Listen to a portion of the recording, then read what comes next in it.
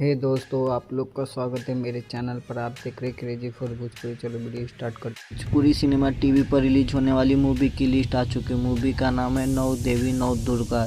ये मूवी बहुत बेहतरीन है।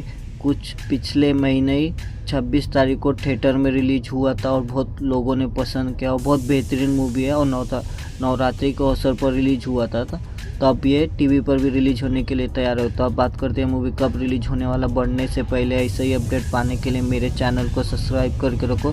भोजपुरी का हर खबर सबसे पहले मेरे चैनल पर आता। स्टार कास्ट में नजर आने वाला रितेश उपाध्याय मूवी का अभी तक ले मेरे पास रिलीज डेट ना आया। जैसे मेरे पास रिलीज डेट आएगा उसके ऊपर वीडियो बना के आप लोग को अपडेट दूंगा।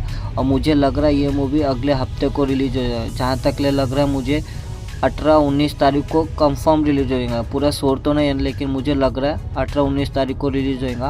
और वीडियो अच्छी लगी तो लाइक करें, शेयर करें, सब्सक्राइब करें। मिलता है नई वीडियो में, धन्यवाद। और कमेंट करके बोलिएगा ये मूवी का इंतजार कौन कौन कर रहा है। मिलता है नई वीडियो में, धन्यवाद।